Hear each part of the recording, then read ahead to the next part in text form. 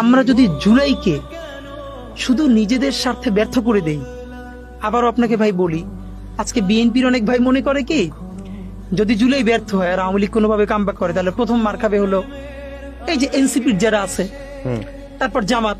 বিএনপিও তো মারটার খাবে না। আপনাকে শুধু একটা কথা বলি, সারা দেশে অবস্থা যদি এরকম খারাপ হয়, সারা দেশে আপনি কয়জন এনসিপি গুণে পাবেন? পাবেন না তো, মারলেন। এরপর আসবে কি জামাত। ভাই জামাত তো আন্ডারগ্রাউন্ডে পলিটিক্স করেই অভ্যস্ত, সে হইলো রিমোট কন্ট্রোলের মতো।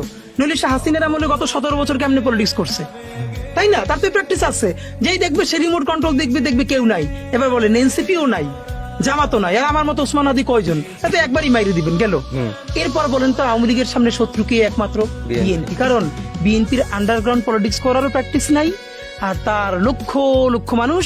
আরো ভয়ঙ্কর হইলো, বিএনপি যত স্টেপ নিক, এটা তো সত্য, তার তৃণমূলের লোকজন চাঁদাবাজি করছে। তো যেই আওয়ামী লীগের কাছ থেকে চাঁদাবাজি করছে তারা লিস্ট করে রাখছে না? রাখছে।